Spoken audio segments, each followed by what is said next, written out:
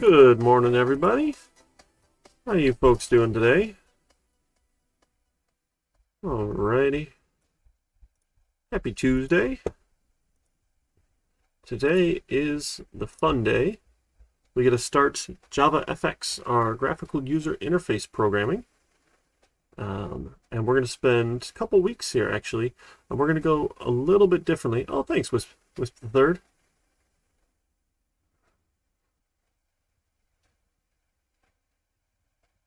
Yeah, I have to work on fading it so it's not so obnoxious. Apparently, I can get a fancy thing that has like a bunch of buttons on it. It's called a Stream Deck. And I'm really tempted to do that, but it's a bunch of money that I don't really need. And I would just have it for fun because it's a cool toy. So maybe I'll get one. I don't know.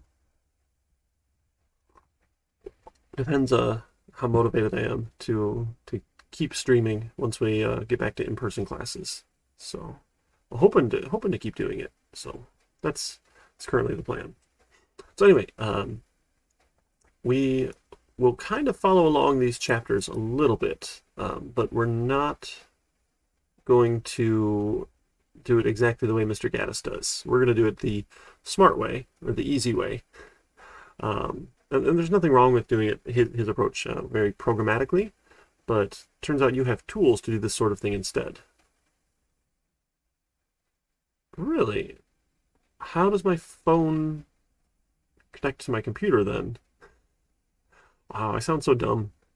Like, is it tied into a specific flavor of OBS or something? Yeah, definitely. As an adult, you've got to make those decisions whether or not to treat yourself and spend some disposable income on that or put it elsewhere. Cool. Thanks, Faithful. Yeah, if you find it, drop it in the Discord for me, would you? Okay. Yeah, I mean, I'm already connected over Bluetooth. I've got things hooked up here, which actually I probably should turn off. Usually, like, it makes my text messages pop up and stuff. But that's usually behind my face. So I kind of like leaving my face down here in the bottom right. I think that works out usually relatively well to hide some of those alerts in case I forget to turn stuff off. But yeah, so the first thing we need to do, if we haven't yet, and depending on if you did this in 1500 or not, or if you did it at the beginning of the semester, we need to go download some more stuff. Right up here. We need the OpenJFX, and we need Scene Builder. Both of these are free. So the OpenJFX link and the Scene Builder link. Now I've got them installed already because I've done it already. But let's walk through a couple steps here for setting up, and this will be important. I'm working with Dr. Baugh. I'm going to try and put together a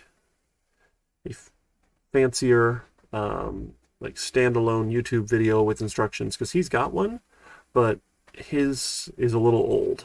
So we figured it was probably time to refresh it. And I was like, oh, I can do it. I've been doing a lot of recordings lately. He's like, oh, sure, have at it. And then I still haven't graded stuff. And I was like, I should probably grade the stuff first because I'll show you how to do it in class. And then we'll work on doing one of those, a nice looking tutorial video later.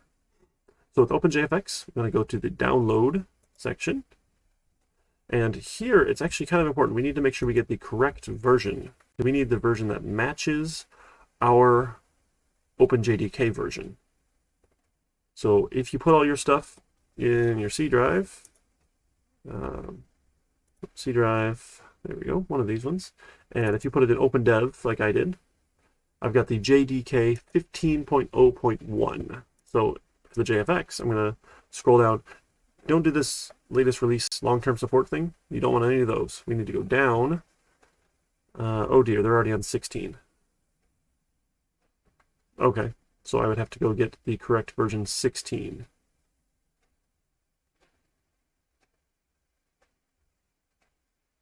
No, it's actually a decent computer, but like when I'm running OBS, it's just a hog.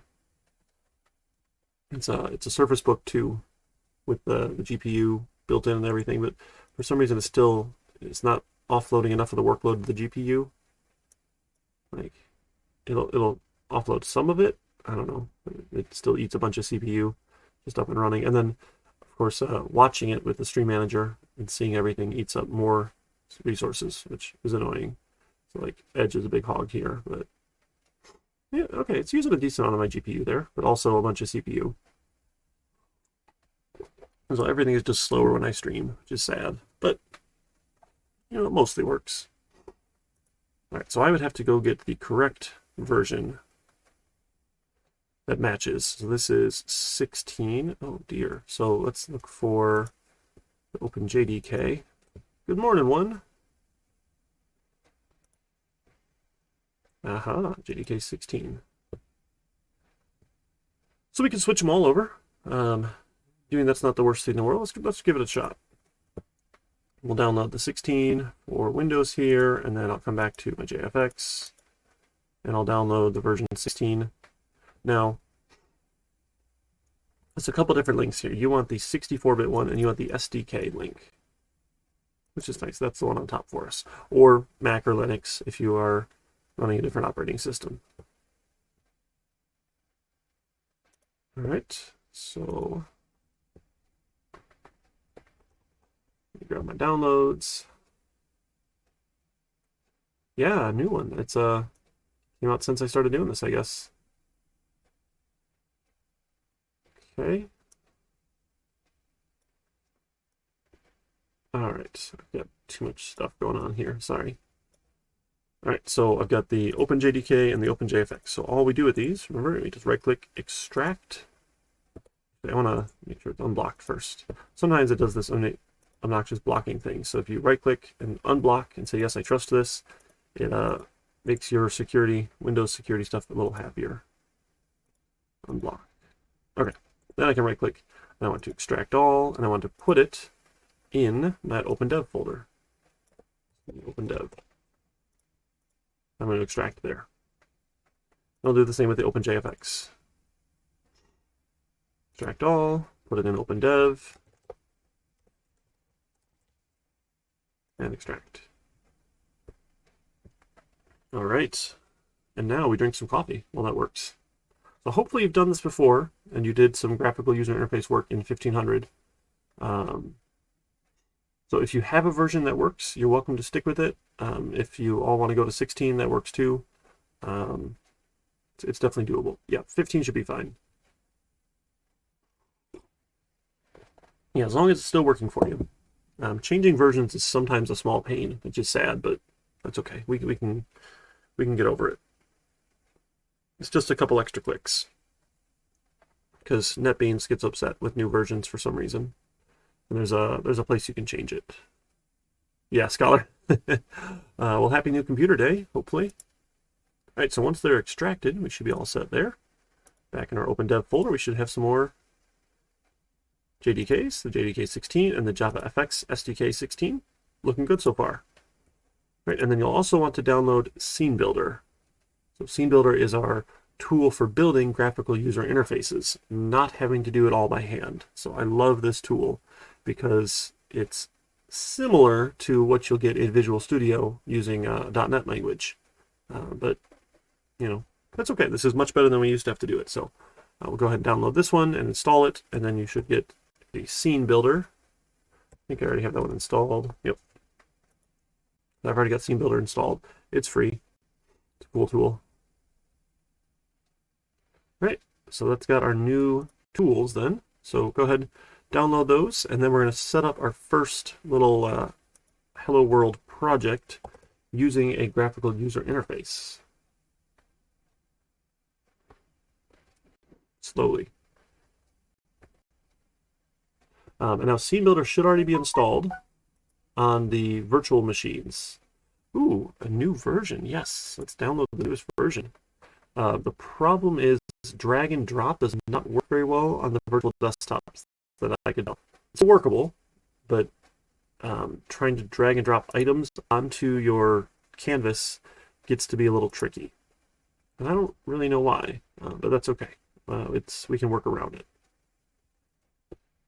Yeah, it's all listed out here in the syllabus, right here. Yep, the OpenJDK, the OpenJFX, and the Scene Builder. So hopefully we did all of it already from 1500, but if not, it's okay. Yeah, I mean, so all of the lectures are exported out to YouTube. Apparently, I need to point this out more often. Over in content, No, I heard a new search tool. I know Scott Hanselman listed a bunch in his like favorite tools list. But all of the lectures I export out to YouTube. You can catch them on Twitch as VODs for about 45 days, where you can still see chat, because I've been too lazy to try and get chat to show on stream.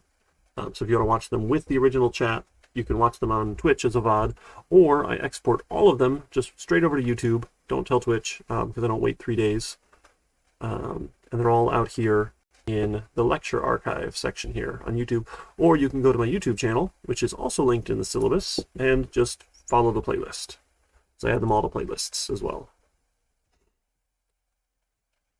So, and if you could do me a favor, actually, exclaim YouTube in the chat there. We'll give you the link to my YouTube channel.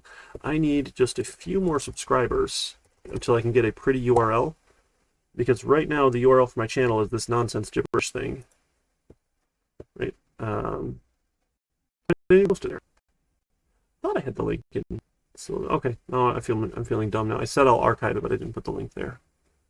I thought I had a link. YouTube. No, all I did was say, okay, my mistake. There's a link out here though. All of them are in D2L out of this link in YouTube there in the chat, and I'll give you a link. And once I hit 100 subscribers, my URL doesn't have to be UCOASRXFMUQ, those sort of things. Oh, one more. Hooray. That's exciting. One more, and I can get a nice URL like youtube.com/Eric Charneski. And that would make it a lot easier to put that kind of link. I wonder if that's why I didn't put the link in, because it just looked stupid. I don't know. It's been quite a while since I built the syllabus, so maybe. Okay. We got all of our tools. I think Scene Builder was updating itself behind the scenes. It might have been. Don't actually know what it was doing. Oh, look at that. Someone left some garbage comments. Maybe we can go get rid of those. So I had my second shot yesterday, and I'm doing really well. A little bit of sniffles here, but I do have a really sore left arm. So this is report, unwanted commercial content or spam. This one too, unwanted commercial content or spam. That's what you're supposed to do with those, right? Report them. All right, I think, did Scene Builder finally download? Did it do something? NetBeans is chugging along. It's not even doing anything, NetBeans. What is NetBeans doing? Eating 40% CPU. It's not even loading. Close that project. See if that makes it any happier. You don't see Scene Builder. Let's see if we can launch Scene Builder again to have an update.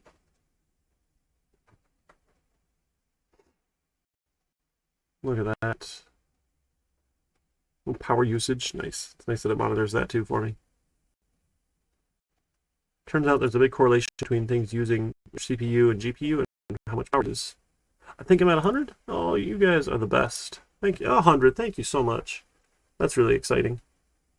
So I think now it's under customization. I kept looking to see where I could set it because their instructions are weirdly bad. I'm disappointed. What's that? Here, download. Okay, does it not have a progress bar? Okay, sure, doesn't have a progress bar. Ah, okay. I have to go download it myself. That's why it launched the website again. Okay, sure. I will go download Scene Builder, and I want the Windows installer here. Sure. So this is version 16, and it matches, right, for versions Java 11 and higher, the open ones. This one is version 8 for the official Oracle licensed JDK. Okay. So get the version 16.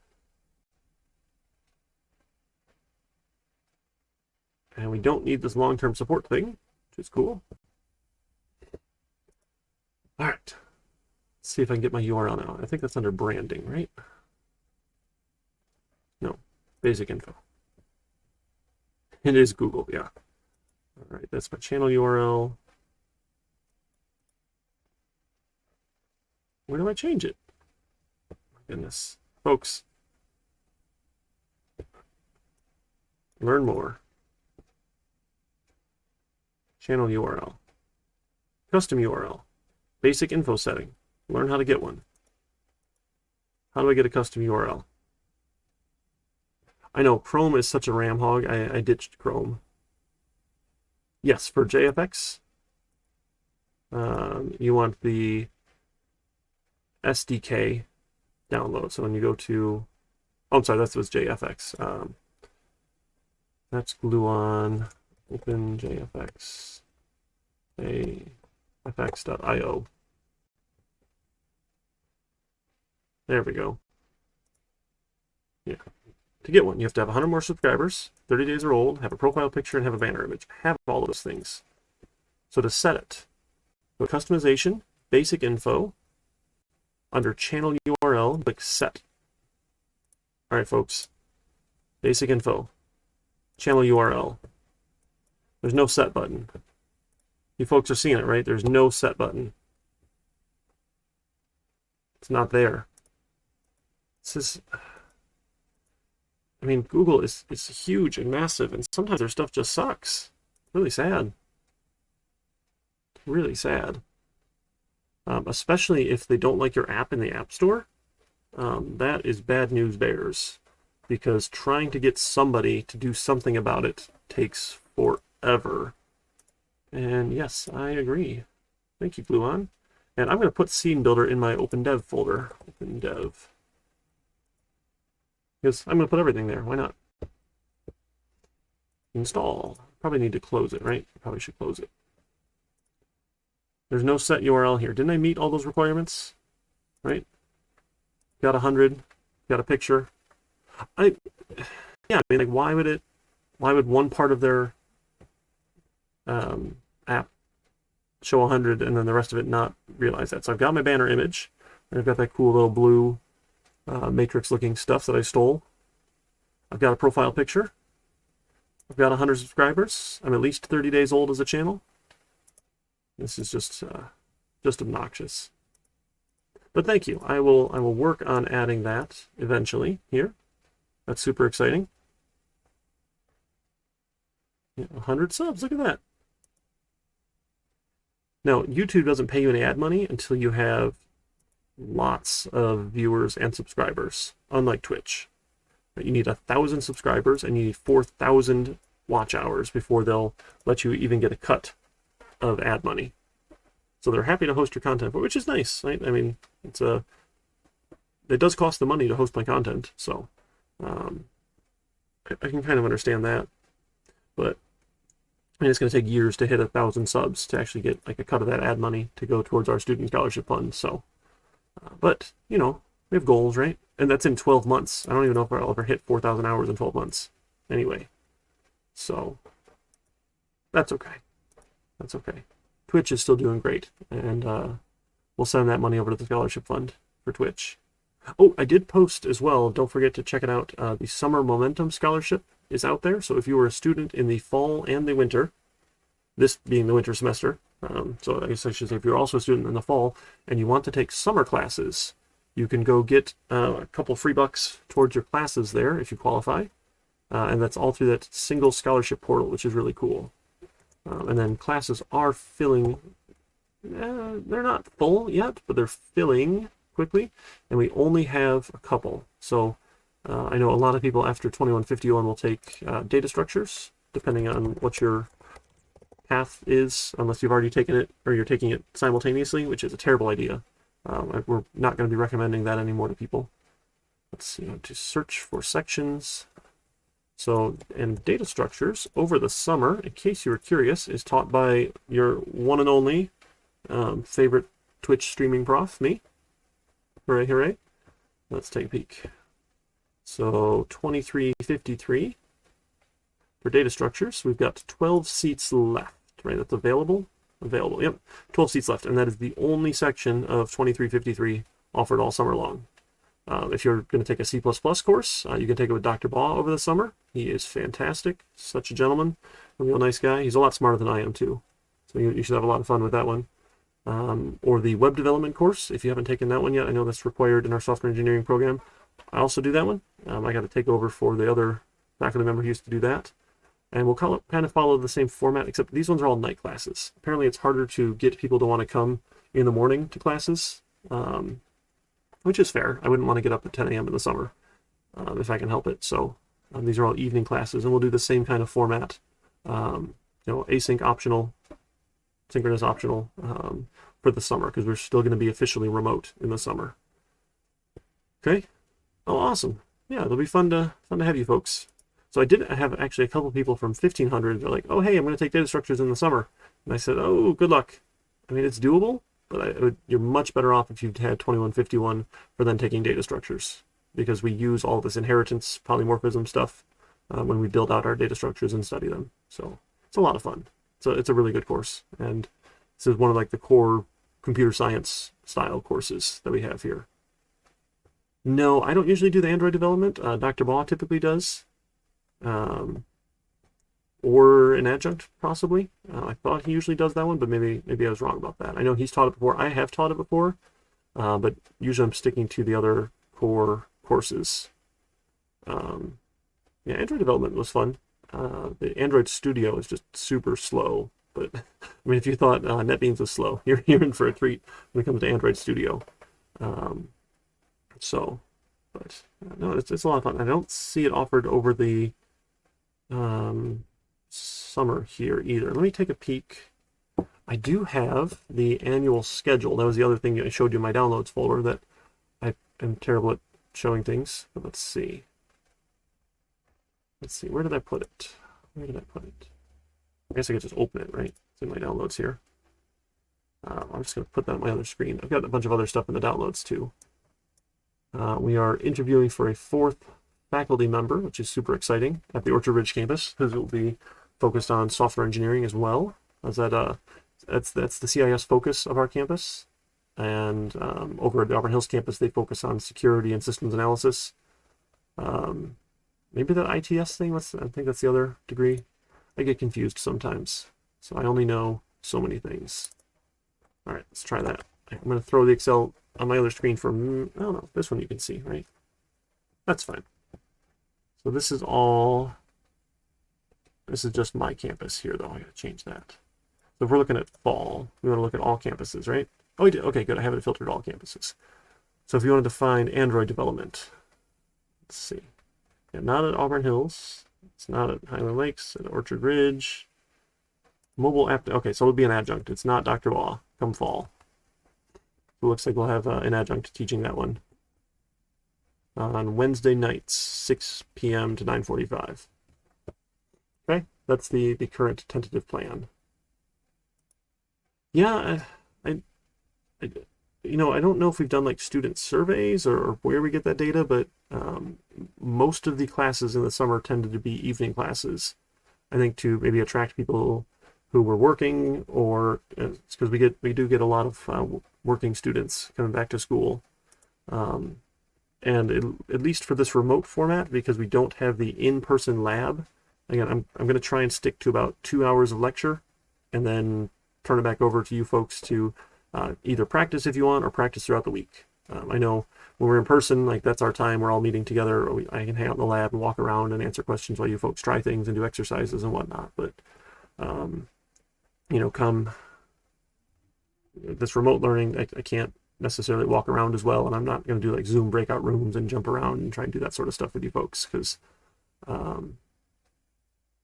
yeah, so it'll be async optional as well. That's the plan for at least my courses in the summer. You can check with any of the listed instructors to see what their plan is, if they want to be asynchronous or synchronous. We don't have it listed now for summer, but good news for fall, we will have a new listing here. This is new. It was just approved, so this is like hot information right off the presses here. There's 2 new listings for online courses, and online courses will either be online A for asynchronous, or it'll be online S for S for synchronous. So online S means it'll be a synchronous meeting, right? They'll take place at a specific date and time via Zoom. Sorry, the text is a little small there. but it's still an online course, but it's synchronous versus an online asynchronous course. So coming into fall semester, at least you'll know synchronous or asynchronous in the listing without having to pester the instructor and say, oh, hey, what kind of class are you doing? One, you're going to have me both class. Oh, I'm so sorry. You're in for a lot of fun. But no, I'm happy to have you. So should be a lot of fun. I always feel bad when people get multiple my courses because we always have lots of projects. I mean, any CIS course you're gonna have lots of projects. So, but the general feedback I've gotten, and you can check with our amazing SI, Mr. Tim, is that my projects are harder, which I don't think is a bad thing, actually. I would much rather give you projects that kind of stretch what you need to do, rather than, oh, here's exactly what we did in class, just copy paste that and change a couple lines. Like, you're not really going to learn anything if you just copy paste my example and change a couple things, right? My philosophy, and I think it's worked well for me, is that you're going to learn things by doing them and by applying the tools and techniques and things that we've learned to a new application, right? And trying to puzzle through it and solve it yourself. And there's definitely learning that happens in the not necessarily a struggle, but there's learning that happens in having to work hard for it. Is my philosophy, and I think that holds up on my rateyourprofessor.com ratings. I think my difficulty scores tend to be a little higher than other folks, but generally people are pretty happy. I was pleasantly surprised that I don't just get people who are upset with me on ratemyprofessor.com and give me terrible ratings. So, yeah. Anyway, so we should get back to our JavaFX stuff, right? We're going to try and build out a Hello World project with a GUI. Hopefully you've done this before. We're doing a refresher because I don't know who had what in 1500 and what tools you used. So if it's super boring, I apologize. Just bear with me. We'll get into the more interesting stuff shortly. But we are essentially going to take it from scratch with graphical user interface programs, and then we'll move faster as we go. So no longer do we want a Java with Ant Java application. We want a Java with Ant Javafx application. And NetBeans gets weird about these sometimes. Like, notice it's kind of grayed out and it says the feature's not yet enabled. Oh. Okay, sure. So I'm going to click next. And it's going to go say, oh, let me go turn on this feature here for JavaFX. And we say, yay, we like that. It's going to go activate it.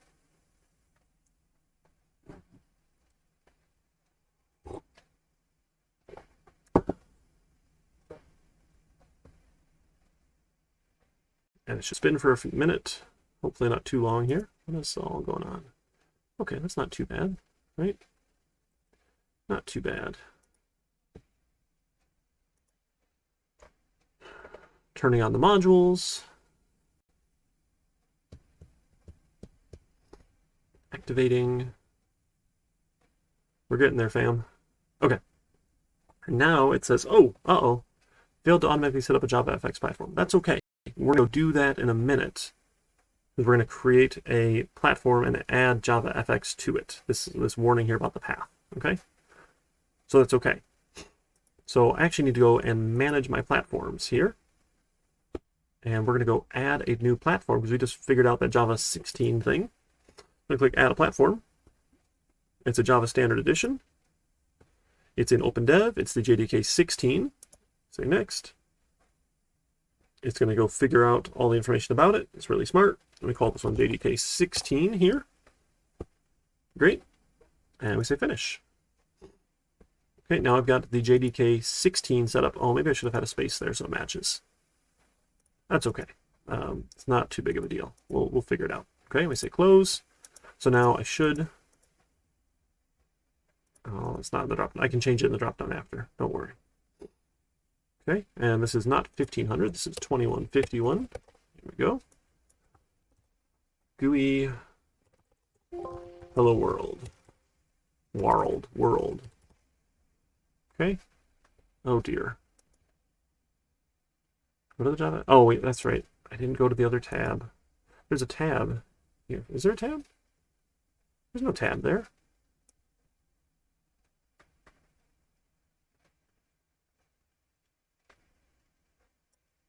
The JavaFX tab. It lied. It lied. There's no tab there. That's okay. Or maybe, what is it, when we add one? Is there a tab when we go to add? No, there's no tab there. Yeah, there's no tab there. I'm going to cancel that. Okay. So let's go add it here. Let's go to Tools, and we want to go to Libraries. We're going to add all of that JFX stuff as a library here. So you might already have your version 15, version 50, whatever you called it here. And what we did was we add all of the jars inside of the lib directory of the OpenJFX. So we're going to turn all of those jars into a new library so we can tell NetBeans, hey, grab all of those files all at once. There's ways you can import them one at a time if you need them. It's easiest for us to just say, hey, grab the whole thing as one big library. So that's what we're going to do. We're going to make a new library. I'm going to call this one Javafx. I'll go 16 here.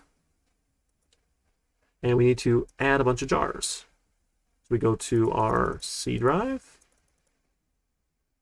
It's PC. We go to the C drive. We go to OpenDev. There, nope, not OneDrive temp. OpenDev. Oh man, I clicked home. No, I can't click. Okay, C drive. OpenDev.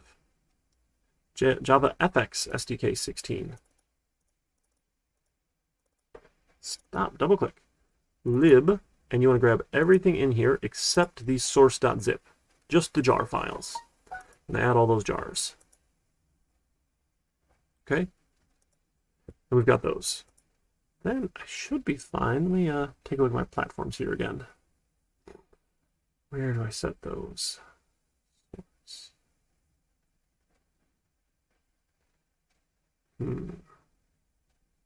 Java platforms, of course. So let's take a look. There is no tab there for the JFX, right? You're not seeing a tab. It's worked before. I'm so confused now.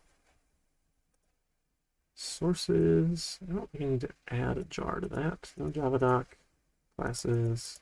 I think we're fine there. Let's try this one more time. Let's go to a new project. Try JavaFX, Java application. Go next. I don't like any of my platforms there.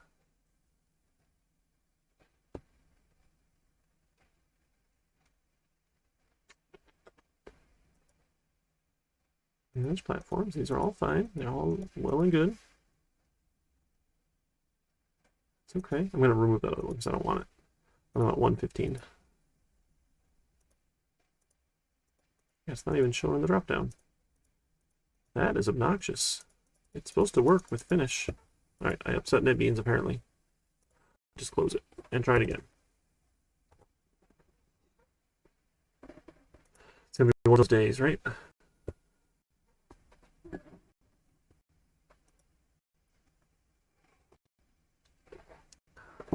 I'm gonna need more coffee.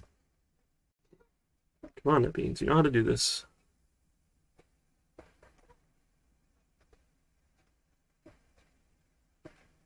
I wonder if I need to update NetBeans. I don't know.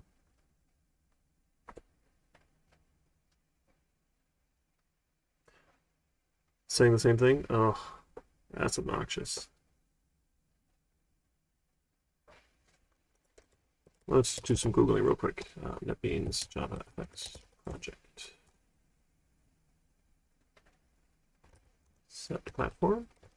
I don't know. Let's see if we can find the right words here to ask the internets. The porting tutorial. I don't think about that one. Installing and setting up. Add platform. Go to the path to the JDK. This is promising looking.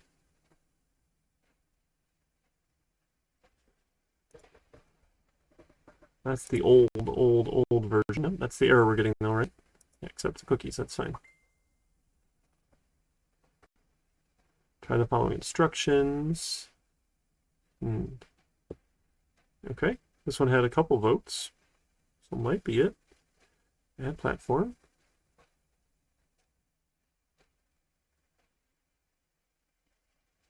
I don't like that answer. Let's try this one.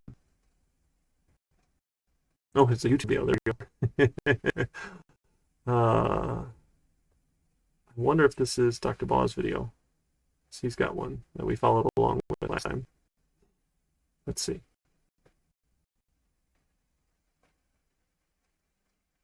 Come on, YouTube.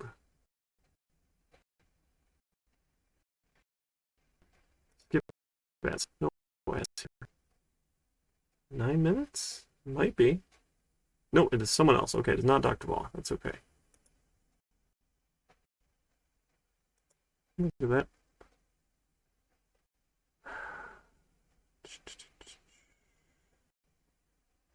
No, no idea. Okay, we'll cancel that. Let's just try what it means. Closing your here. That's another setup here. How to fix the error. Look at that. This happened a lot, apparently. I thought we fixed it, but...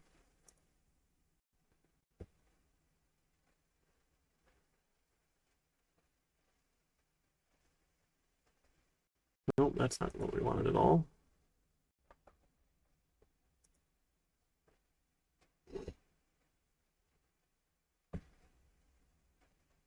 No, we don't want any of that stuff. That's what we want either. Or maybe it was. I didn't scroll far enough down.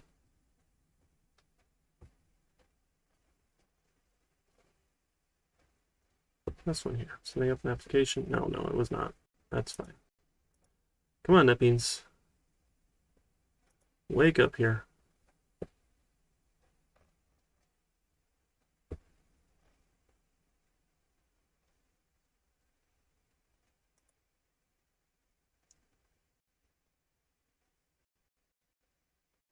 Thinking about it. Libraries, add? We don't have to do extra jars here. We just want to add our own library.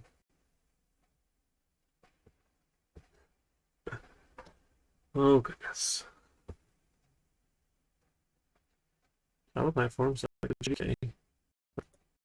Sure. All right, search results. Did not help. Come on, please. New project. Let's give it a shot. Try it in here. Crossing my fingers. Javafx. Javafx application.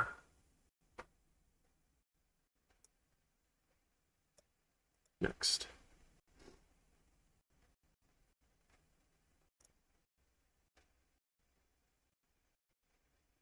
Oh, you know what? Yeah, I'm just whoa. I'm clicking too fast. After we turn it, that's all we have to do. Okay. I'm remembering here. I should have watched Dr. Ball's video again. So this one's not going to work. That's right. I'm remembering now. It's going to fail every time. But that's okay. That is okay. So what we're going to do, after we get this to load and it turns on and like lights up, it has enabled the JavaFX stuff. But we're not actually going to use their built-in project here. We're going to go back here to our regular Java application. That's what the trick was. I'm remembering now. See? If we can get it to cooperate now. Come on, friend.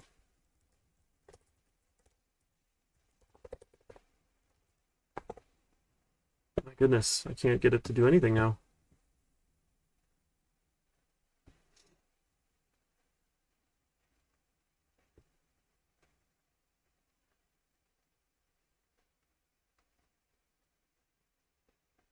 Can we get it to go, maybe?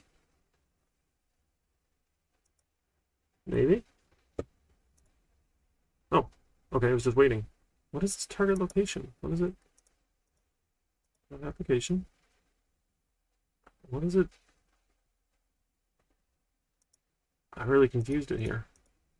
Want a Java application? Okay, sure. That's fine. Is it confused? Documents. GitHub. 2151. Finish? I don't know what it's doing. I think it's confused.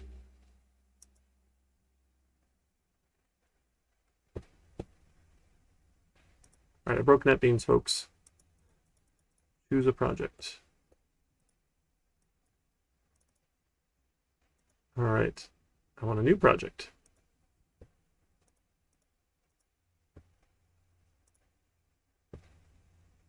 No, what did I do? Wow, this is new. This is new. Next. GitHub, sure. 2151, finish. What's finish even saying? It doesn't even do anything. All right, let's just open another project here. I've got a test project. Can I just open up my test project? I really broke my NetBeans, apparently.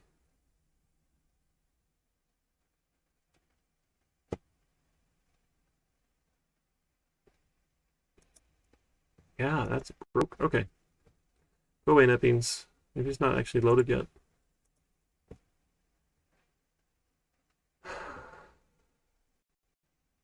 It was too much for it. It's too much. We ask it to do a practical thing, do what it's supposed to do, and no, it failed us. It's not even using any resources. It's just sitting there.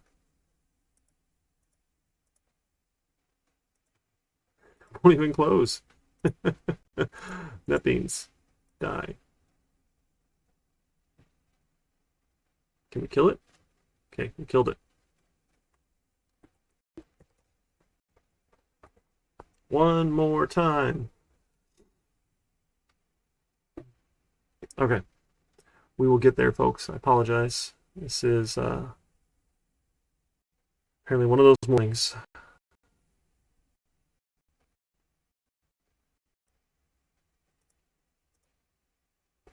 Does that help? Can I just pause that? I'm still using all sorts of GPU. I paused the video replay.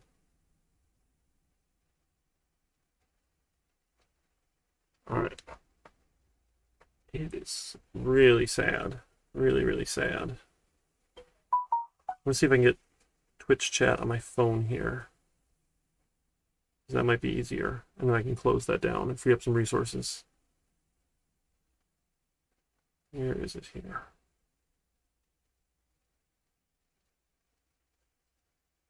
There we go. Okay, I got chat going on my phone here. Yeah, I'll post the link, definitely, to Dr. Baugh's video. His is old, which is unfortunate, so we're going to do a new one with his latest version. So that's what's got to happen next. We'll get there. All right, I'm closing this down. Is anything working with any better? There you go. Edge should free up a lot of resources here, right? Right. I mean, it's not using all that GPU for D2L, is it? I guess we can close D2L. Is that any happier? I don't need a scene builder shortcut. Okay, cool. Now we're using less resources. Now it's just NetBeans being a hog. Yeah, I'll post the link for Dr. Baugh's video in the Discord. For sure. All right, let's try new project. Java application. Next. Java application. Next. All right, it worked. Look at that. I just had to close it all. Amazing. Third time's the charm. 2151 is GUI Hello World. Amazing. All right, now there's a little bit of... Oh, sorry, the auto mod doesn't like links. If you post it, I guess I can post it from the Discord, but I don't have that open right now. I'm going to limit the number of resources I'm hogging. Okay, so once we make a project, a couple things have to happen. First, we're going to go to our project, and we're going to go to our libraries, and we're going to add a library. Now, remember, we made that library for the JFX. So I'm going to pick the JFX 16 here. And I know it doesn't match yet, so we need to go change that. I'm going to go to my project properties, and under libraries here, we're going to change this to version 16 so that we match. Okay, so version 16 of the JDK, version 16 of the JFX. Okay? You got that one there? We changed those to match. Then we're going to go back to our properties again. We got a couple more things to change here. So in run, we need to give it some run options to tell it we want it to load the the JFX tools here. And let's see, where is that? And it's in here. Copy pasting it from previous project, so I don't have to do it again. Let's see, it's not there. Where is it? Come on.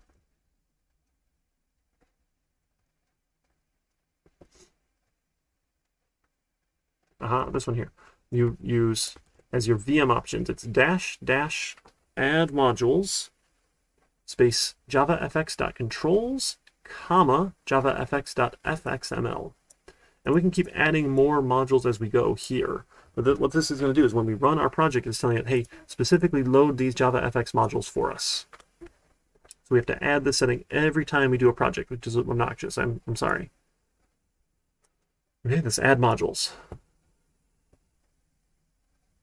Okay, so we add that in. Then is it in our libraries under run, we need to go and add some module paths as well. And we're going to add our library here, our JavaFX library here. That ought to do it. See if that does it for us. I might be missing one. Let's give that a shot. Hey, thanks so much for posting that in the Discord one. Appreciate it. Now in our GUI application here, we need to go become a application. So we extends application, and that's the JavaFX application. It's going to say, oh, I don't know which one you want. We got a couple options here. Don't pick COM Sun Glass UI application. That's the bad one. You want JavaFX application because we're doing JavaFX. We'll throw that one in here.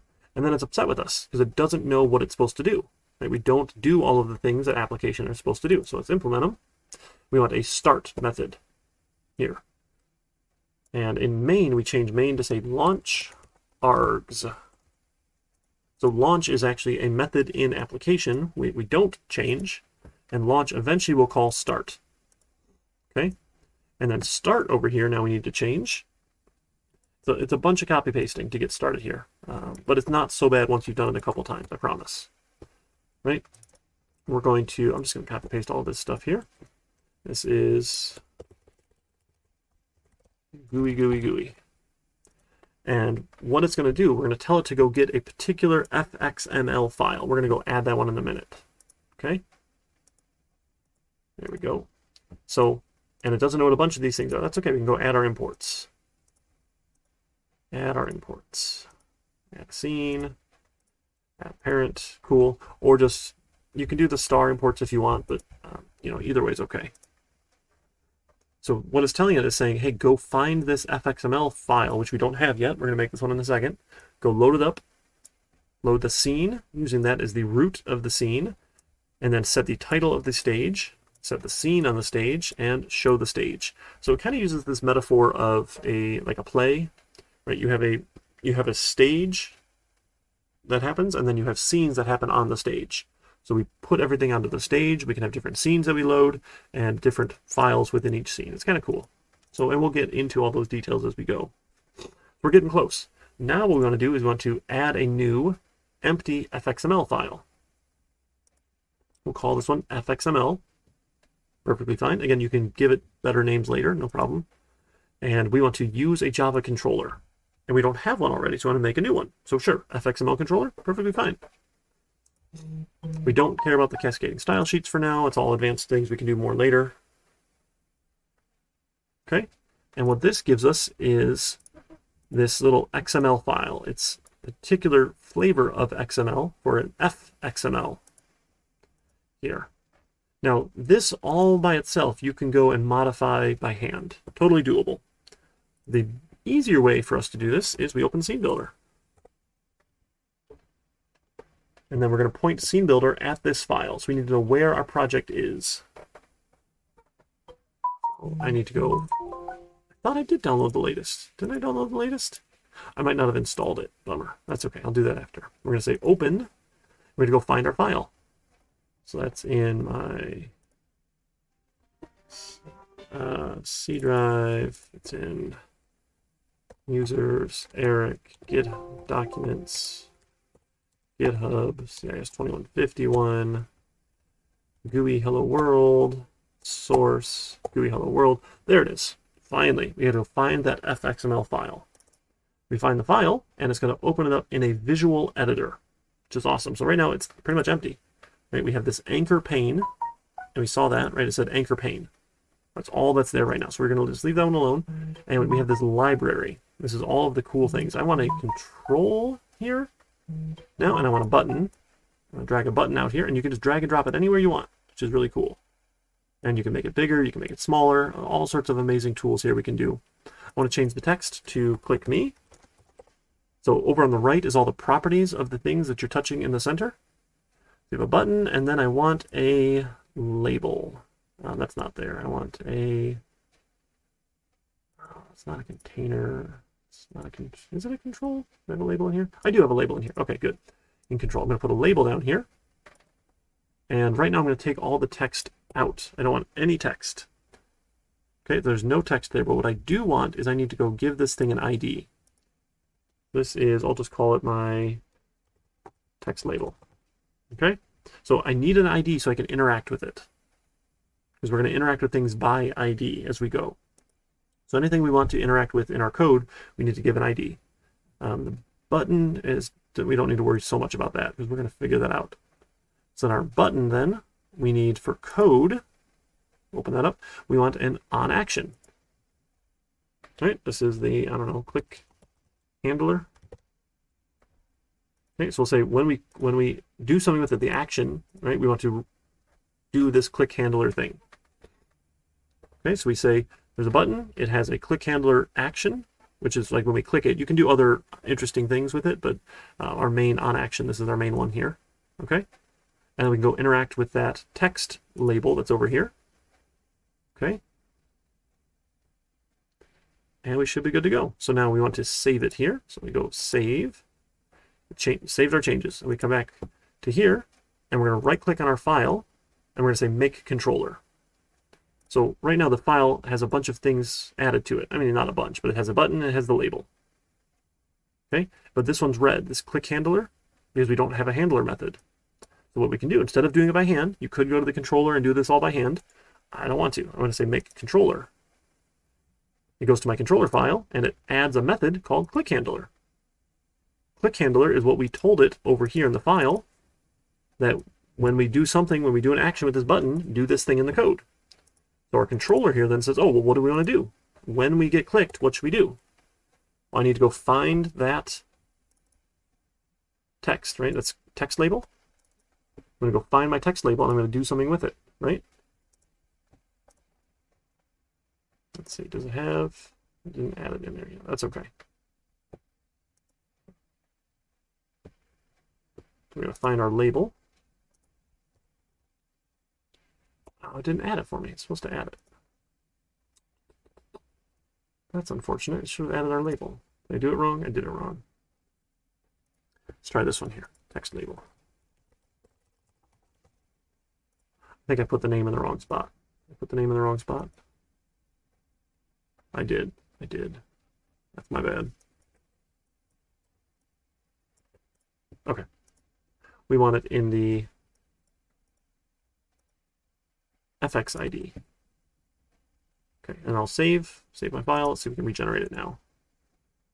To right-click our Fxml and make a controller. There we go. There we go. Now I have, see, it added an attribute. That's what it is. So those FX IDs will show up as attributes. So now inside my code, I have this text label, and I can do a bunch of methods on it. One of them is it set text given hello world. Okay, so when this click handler happens, which is when we click on the button, we have to handle that event. Oh, nice. You can search for the stuff if you can't find the labels. Is it like searchable? Oh yeah, right here. Nice. I really should use that search more often. Thank you. That's a fantastic search there. Okay. Now let's see if we broke it or not. There's a chance it might not run. Let's give it a try. Let's see if we can run it. There's a couple settings I might have messed up. I'm crossing my fingers. Look at that, it opens. And Gui, right, is the title there. Let's see, click. And it says hello world. Amazing. Amazing here, right? Okay, so we have to do a couple things, right? We basically copy paste this.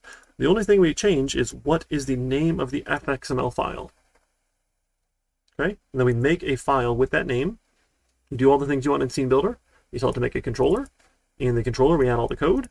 And then in the project, we had a couple things, right? We had the library. We added our class path for Javafx 16. And then in run, we added it as a module path. Then in run, we added this VM options. We do those three things, and it should run for you. If you get an error, something like if we don't have this stuff here, I say okay, I try and run it, we should get an error, right? Hey, Javafx runtime components are missing. They're required to do it. Oh, okay, so we have to go put them back. So depending on what error you get, right, we can usually track this down to find out what we need to add. All right, hello world. Amazing. So we have gotten as far as 1500 now, right? For that hour worth of time.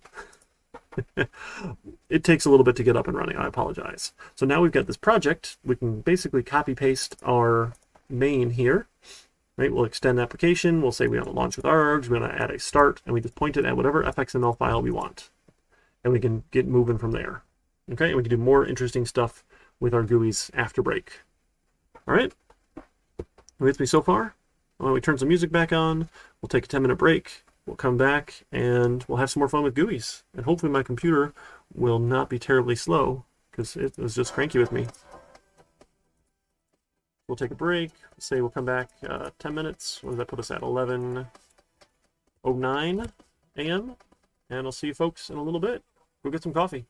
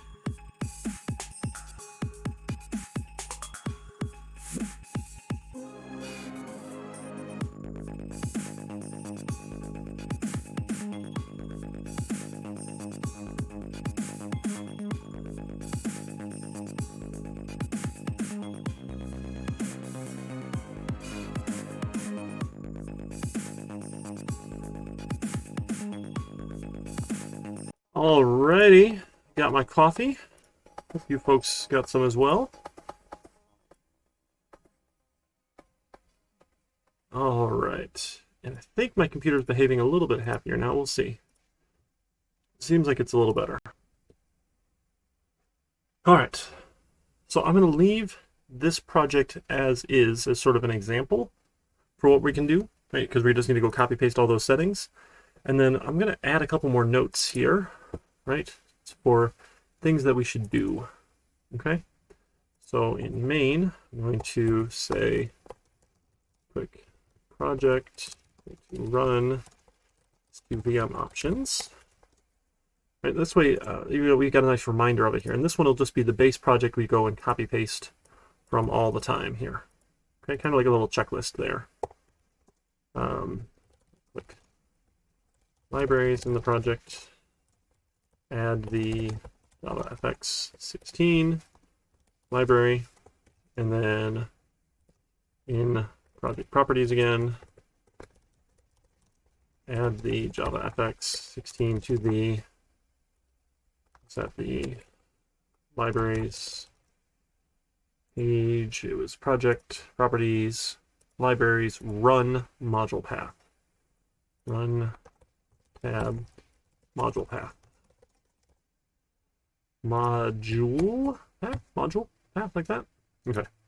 So probably do this one first. Click libraries in the project, and then on the project, add that. And then this is in the libraries run tab, add Javafx 16 to the module path. Okay? I can't put a screenshot right in there, but hopefully a couple of notes here will make some sense. And then you just copy all of this in, and we've got a starting place for our project where we can actually now go and build some GUI stuff. How does that feel? Okay, again, hopefully everything you did in 15. Did anybody not do this in 1500? Am I just wasting a bunch of time, or is it a nice refresher here? GUI Hello World previously. I'll make a little Twitch poll. I did this before. Didn't remember.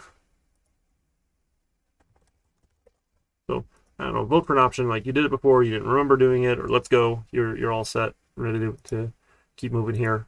Because getting this stuff set up is does take a little bit of time, unfortunately.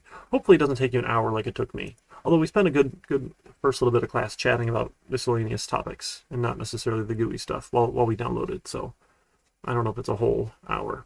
Okay, getting some people saying they did it before. That's good. Apparently, before my time, or while I was an adjunct, before I was a full-timer, they had some problems with different instructors teaching 1500 and not doing this stuff. Apparently it's gotten much better. And we've had the talk with everybody and said, yes, you have to do this stuff and use JavaFX. So hopefully this was no surprise. And so if you already have it set up and working, go for it. You don't have to use the new versions. You're okay. I put in 16 because it's there. Ooh, another setting here then. Make sure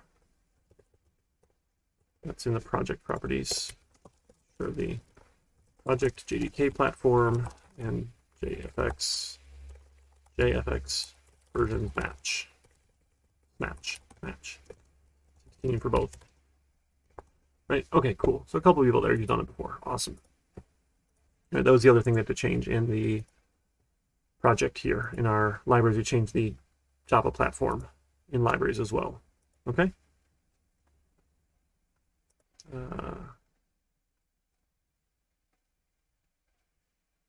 You can just copy to a new project. Yeah. So if you just, you just like copy the whole project and just rename a couple things. I like that. Yeah, just you like copy the whole directory. Just copy paste again for a second one. You have to rename a couple things, right? But that's probably doing well. I don't know, what part do you copy there to another project?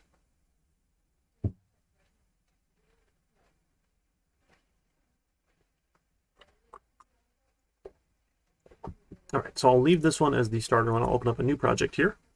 Again, we're skipping the Java app. We start it once to make it load all the tools, but we don't actually use it because it's stupid and won't let us create a project with it, which is, okay, sure. We can work around it. So make a regular Java application. This is our chapter 12 examples. Sure. Chapter 12 examples. Why not? We can do that. Okay, and we're going to go do all of those steps. So let me come back over here to my other project, and we'll copy them all over. Okay. Let me copy. I'll just copy all of main, right? Cool. Copy all of main in here. And then we extends application. And then we can just copy those includes too, right? Maybe easier than doing them one at a time. How's that? Oh, it doesn't know what they are. That's right. We need to add them. Okay. So go to our libraries. We'll add a library, not a project. We're going to add a library. Our JFX 16. Add the library. Go to our project properties. Go to our libraries. Go to run. Add the module path. Add the JFX library. Change our version to 16. We're good there. And then in run, oh, I forgot to copy paste.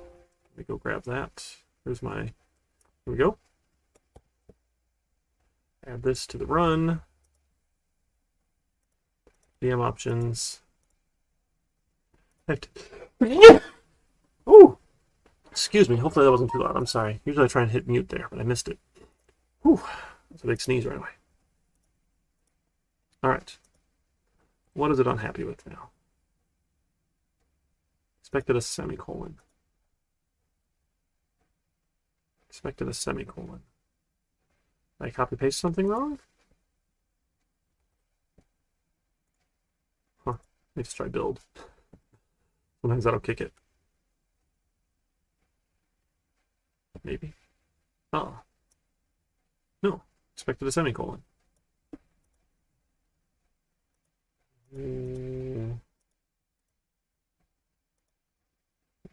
Where? It's main. It's the class. Wow. I really confused it. Can I take that out? Okay. Sends application. Application.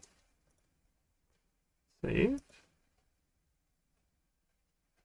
Oh my goodness. Friends. That does not go in main. That does not go in main. I have not had enough coffee this morning. See, this is why copy pasting is bad sometimes. Put it in the wrong spot. I looked at that like 3 times. 3 times. Says like main extends application. All right. And don't forget to change the name of this. I'll add that a note over here, right? Don't change the name of your Fxml to match. Okay. All right. So yeah, we can call it Fxml. I mean, there's nothing wrong with leaving it like that. If you give it a better name like Chapter 12 Fxml, it might be easier to distinguish in Scene Builder which ones you've opened. Like when you go to open recent, like if they're all Fxml, Fxml, Fxml, Fxml, you'd be a little confused, right? So probably going with a particular name is a better option here. So we'll add a new Fxml file. Well, Chapter 12 XML, Fxml, cool. We want to use a controller, yep. Create a new one, yes please. Don't worry about the CSS, and go ahead and finish. And we got a file. Let's go open it. File, open. Now, hopefully we're, okay, good. We're over here. So we want to find the Chapter 12 examples in source, Chapter 12 examples, Fxml. There we go. So we've got it all here, right? So I just go open it up in Scene Builder, and we're going to have some fun from here. Let me go and grab this, make sure I'm not missing anything here. Just give me a moment, please. So again, we kind of follow along with Mr. Gaddis's chapter. So he introduces the tools, but what we don't want to do is have to do this by hand. So, and you can, there's nothing wrong with doing it by hand, but it just, I think it's easier for us to use the scene builder kind of tool. Okay, and just a quick recap, right? The idea with a graphical user interface program. Oh, hydration! Thank you so much, one. Cheers. The posture check. You're so kind, Scholar. Let me grab my little backboard here. I am slouching a lot, aren't I? Ah, much better. Much better.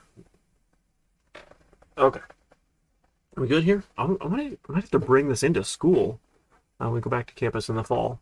The current plan is to be mostly back in the fall. But again, things may or may not change depending on Michigan and our infection rate and all sorts of things. So, they're discussing whether or not we need to have distance in the classroom come fall, or if we can all be vaccinated or whatever. But I got my shot, so I'm feeling pretty good about coming back.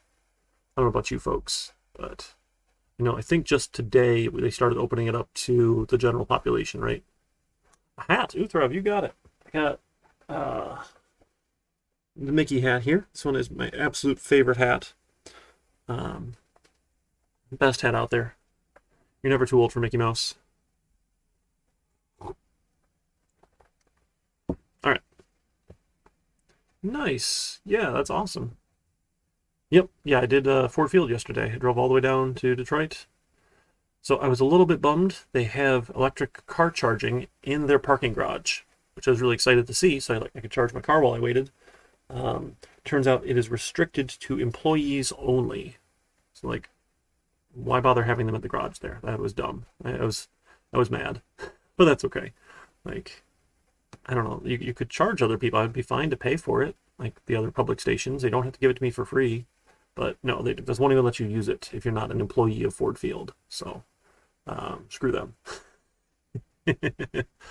All right. So our idea, right? We have a stage, and we have scenes that we add to the stage, and scenes have root, like the main piece that we add, and that's what this anchor pane is. The anchor pane is really kind of our root node, and all the things we add to that show up, right, as part of either a branch or a leaf in the scene. So a branch is something that has children, and a leaf is something that doesn't have children. So our text label, right, didn't have any children, so that was a leaf. We got our application here, which is good. Yep. Yeah, sure, he takes you through all of that. That's wonderful. So the other way you can do this, right, without using the Fxml and the controller, is you can just programmatically add stuff. I don't recommend it though. So we're going to skip all of that example. There's nothing wrong with it. And, sure, that is one way you can control things in your code. So if we wanted to, okay, I'm feeling bad. I guess we should just do one to start here, right? Okay. So let's skip this for a second here.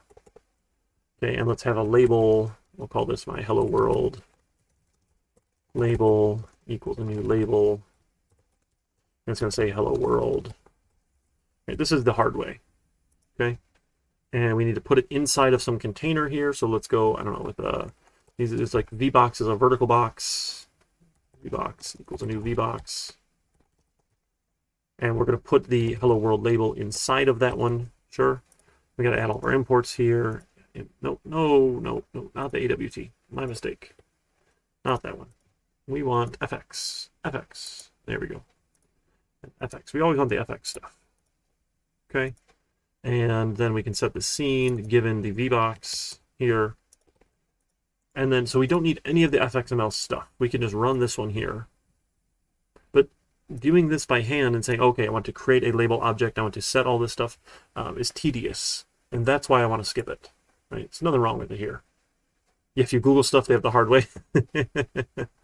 I have a Chevy Bolt. I have an uncle who works for GM, and he was like the design lead or something for the doors on it or something. I forget the whole story. But a while ago, although the pandemic kind of made that silly, I wanted to get in on this whole electric car thing. So, because I was driving out to Dearborn 4 days a week. And, even in a fuel-efficient car that was burning up a decent amount of gas, because it's like a 20-something mile round trip or one-way trip for me to get to Dearborn. Is it like 25? I should really know that now. And they had electric car charging on campus at Dearborn. They don't have that at the OCC that I know of yet, so I have to pester some people about that, because that would be cool. Although apparently the better way to charge is not during the day at your workplace. The better time to charge is at home overnight when there is surplus electricity generation capacity in the grid. That's what I've been hearing. So because during the day is the peak electricity use, so having people charge at their workplaces actually drives up peak use time. So it's better if people are charging off hours when we're not using as much electricity overnight. And there's all sorts of cool settings and things you can do for that. So that's all interesting stuff. But yeah, I thought it was cool. Yeah, you can get a time of day rate. I haven't bothered with that. You're supposed to be able to get a second meter. So I have a fast charger, but I haven't installed it yet. And it's been like a year and a half now. No, more. When did I get it? I don't remember. I think I got it in 2019. Is that right? Or December? It might have been December 2018. Whatever it was.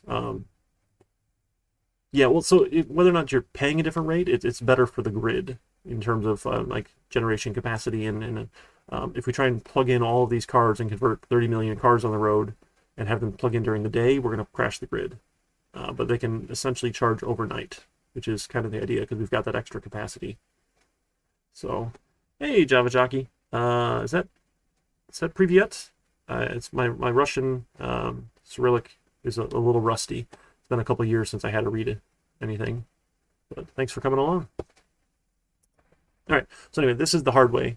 I don't like doing this stuff. You can, there's nothing wrong with it, but I think setting up a graphical user interface in Scene Builder is way easier, because we just drag and drop the stuff we want in, and we give them some IDs, we make a controller, and it generates a bunch of code for us.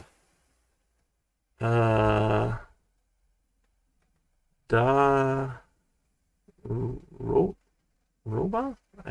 All right, I'm really bad with all those characters. Wisp, sorry. Wisp 3? Wisp the 3rd? I forget what we decided your name was going to be. Okay. You can. We can also do the same sort of thing here in Scene Builder, right? We have these cool containers, right? We have these VBoxes, and we have HBoxes, right? They're just ways of organizing the information, which is cool. So like right now we just drag and drop stuff. If you put stuff in a container, it can automatically like kind of resize itself a little prettier. The grid pane is really cool because we get rows and columns that we can throw stuff in. So I can throw a grid pane in here, and I can say, oh, well, how many rows and columns do I want? And I can start putting stuff in individual items inside of the grid pane if I wanted. Right? Here's rows and here's columns, this sort of thing. So we got all sorts of cool tools we can use. I'm just going to delete that one though. So depending on how you want this thing to look, I'm kind of a fan of this border pane. The border pane is cool, and we just make this big here, because the border pane gives me different places for it to go. The border pane has a top, a left, a center, a right, and a bottom. And I think that one's kind of fun. All right. Yeah, I can't read any of that. I'm sorry. I think Privyet was about as it's about as much as I could get there. All right. So if we have a border pane, right, this idea, we have the root here, and then we have other objects that can have other children, and we can kind of nest things inside of them. And inside of each of these, we can even add other stuff, right? If we wanted some sort of like a vertical box inside of our left here, we'll throw a vertical box in the left. And maybe, discussing object-oriented programming, very cool. That's always welcome. Like we could throw a horizontal box in the top. Because the idea is you can really only have one thing in each of these, but the one thing can be another container. So if I wanted to add some text here, right, if I go and, oh, look at this, I'll use my search. I'll use label. If I want to drop a label into the bottom, it's literally the entire bottom is that label. And so if I want more than one thing on the bottom, I have to put another container type. So it's this idea, we have a container, we kind of nest containers inside of it until you get down into the individual objects. And maybe we'll add some, we'll say this is the bottom text here, and then maybe we give it an ID. This is the FX ID, the bottom text label. I don't know, some people love putting the word label in here if they're labels, some people hate it. I'm fond of it just because it's, I can find them. If I type in label, right, with my search type ahead, I can find all of them. So I kind of like those. Oh, what is it yelling about? No injectable field. Okay, that should be fine. Should be okay. And let's see if we can make a controller. Oh, I didn't add any buttons yet. Let's add some buttons. So we'll come back, we'll do a button. Let's do a button in the center, big old button. And say this is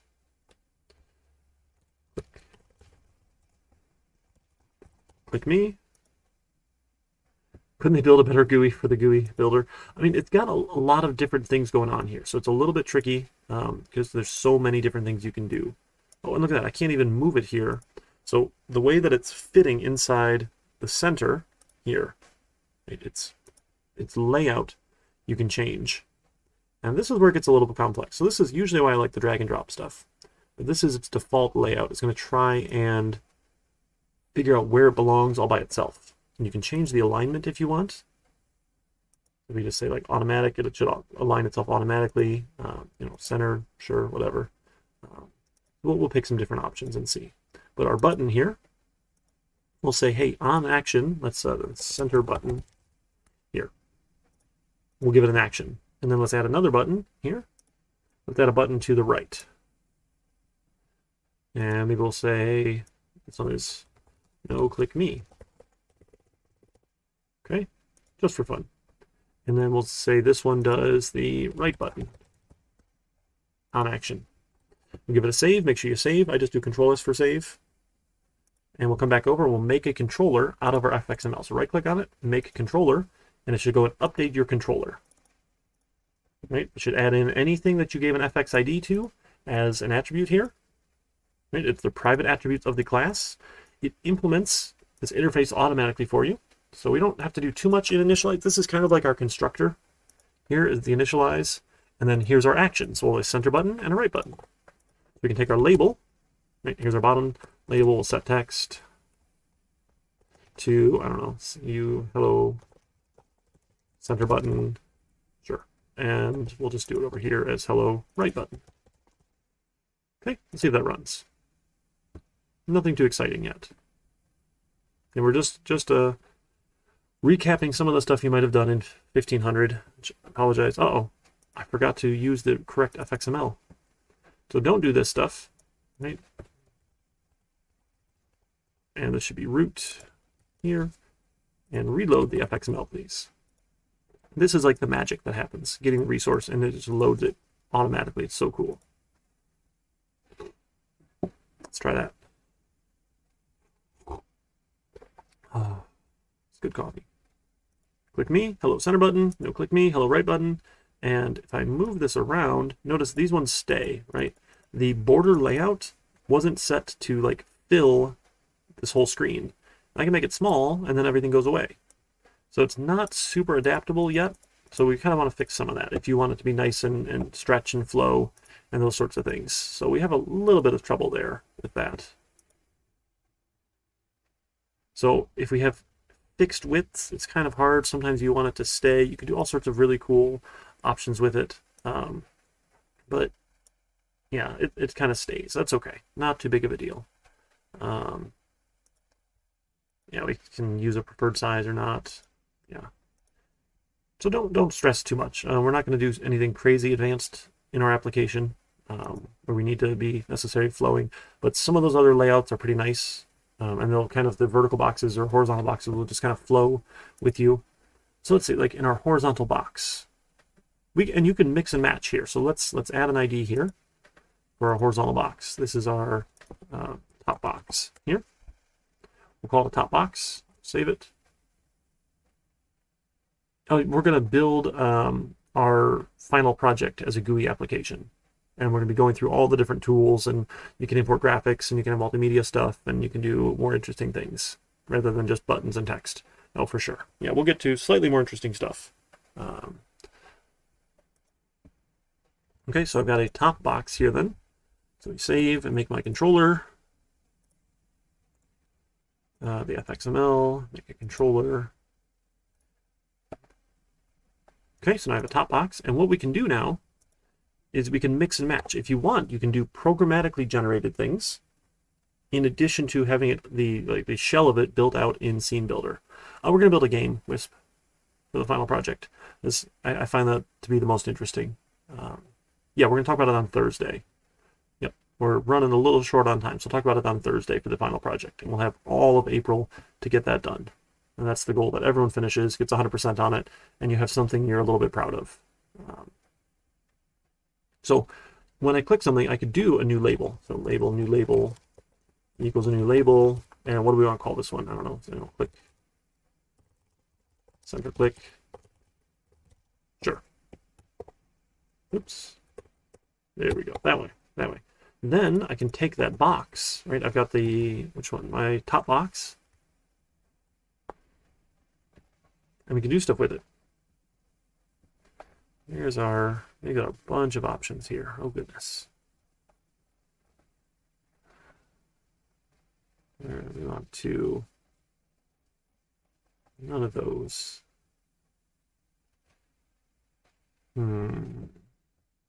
Add it to the top box. Where's our add? Child? Children, there we go. Children dot add. So you can add to the children, I believe. Let's try adding a new label. The new label made to the children. Let's see if that works for us. So like a collection here, or a container has children. I should be able to add new children to that container as we go. Yeet. Oh, it's right there. Right, so when we click, notice it just keeps adding children. And it's a box, so it kind of resizes itself, which is nice. Again, it doesn't scroll because our sizing is a little bit off, but you can just keep adding stuff to that container, and it does its best to size them for you. It doesn't always do exactly what you want, but it can get close. So a lot of it's kind of a little trial and error here, it's not the worst thing in the world to play with this stuff. This is our vertical box here, and we'll save that. We'll regenerate, make controller, and now we should have a vertical box here, right? Oh, I guess that was the left box, so that's fine. So what you want to be careful of, anything that's tagged as Fxml, if you rename it, bad things could happen, right? Because it was generated from your Fxml file. So like you don't want to go and change these things, right? You want to go and change it in the Fxml and then regenerate. So the flow is a little funky sometimes, but that's okay. Right? Don't stress too much. Let's make a label here, and we'll go add it. Right click, and we'll add that to the vertical box. Children, add the new label. Just to see what that one looks like. Right? And with the vertical boxes, right, it's going to stack things vertically instead of stacking things horizontally.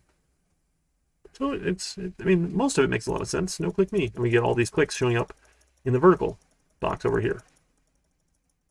Whoa, it's bumping down the rest of my stuff here. Look at that. So this one is actually resizing that center section. That's fun. This one does not resize, though. We get no width change, but we get a vertical change here. Isn't that fun? Okay. How you folks feeling so far? We got labels, we got layouts we can add stuff to, you can add containers to things, and then we handle click events. There's the idea that our GUI application, it's no longer a application like when we did our console applications that starts at the top, runs to the bottom. Our application just starts and it just sits there. It waits for events to handle. And all of that happens with these action events where we're responding to events. Good. Okay, all review. Good. All review. Yeah, I mean, so we did most of 12 and 13 in 1500. But we didn't get into all of the details there. And then we're also going to pick up chapter 14 with some of the multimedia stuff so we can have graphics. Not really any interesting graphics, but, pictures at least. We can add some multimedia stuff to make it look a little prettier. Is kind of the goal. Okay? All right, awesome.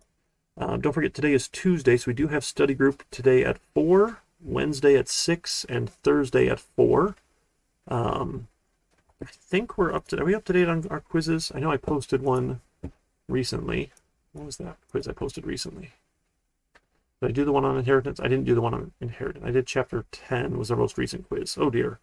Yeah, we're behind on quizzes. That's, that's probably okay. I don't think we're going to do quizzes. I don't think we're going to continue on with our quizzes into the graphical stuff. It's just like, hey, what's a graphical tool? There's not a whole lot of interesting questions I can come up with on quizzes there. So maybe we'll call it done with quizzes. I'll get those last ones graded for you folks, and we can go from there. Yeah, I think we're doing well. The midterm quiz still needs to be graded. Sorry about that. Should get that one done this week, and then I'll work on the assignments as well. So apologies for being so behind on the grading. It always sneaks up on me, which I shouldn't be surprised. So I'll be working on those for you folks. Right, other questions, thoughts, concerns? Again, this was a mostly review day. Make sure we get our tools set up. Go download all that stuff. If you have trouble, let me know. I can get you up and running. Or it should also work in the virtual machines, that virtual desktop infrastructure that we've got set up for you. So either one should work. Let me go push all this out to GitHub. Make sure we've got that. Again, just essentially just copy paste those couple lines. It's not too bad, right? Extend application, copy your main, copy this, change your Fxml file, do a couple things. So it gets tedious every time, but you'll get there. So let me get GitHub launching. Oh, Scholar, you're redeeming some more points for Dad Joke. You're my hero. Pull this one up. I just found a couple more good ones I thought you folks would like. I know how much everyone loves dad jokes. Let's see. So what do you call a can opener that doesn't work? A can't opener. Or, this one. I wrote a song about a tortilla, but it's actually more of a rap. I asked a friend what an acorn is, and I said, just, give me just a real quick summary. And he said, well, in a nutshell, an oak tree.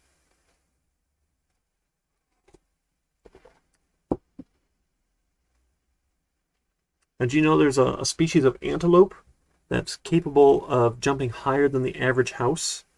It's due to its extremely powerful hind legs and the fact that houses can't jump. I told you, I'm saving all these that I find for you folks. All the good ones.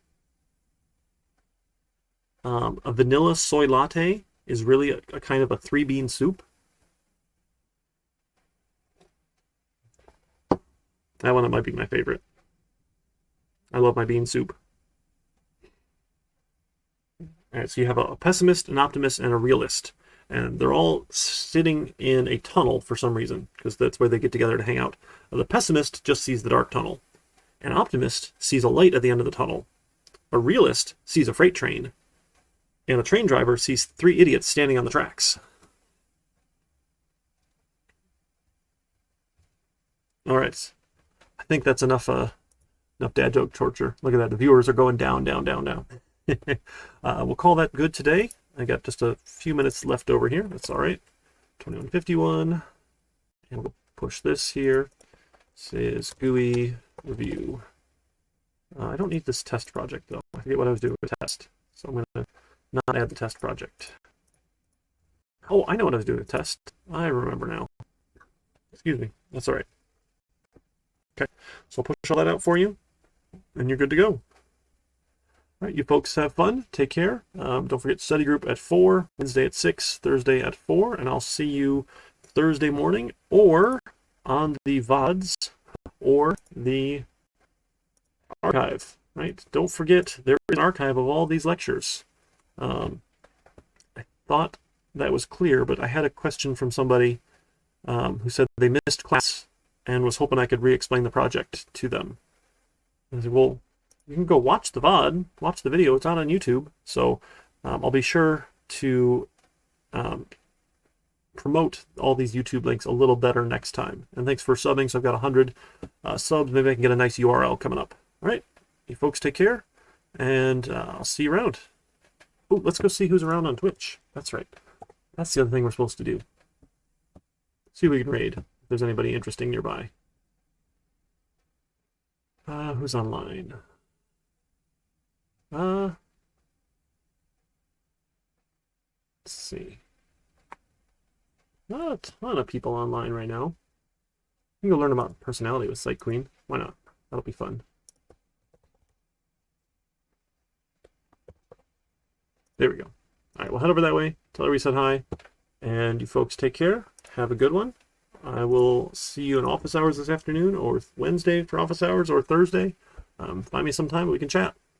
Take care, everybody.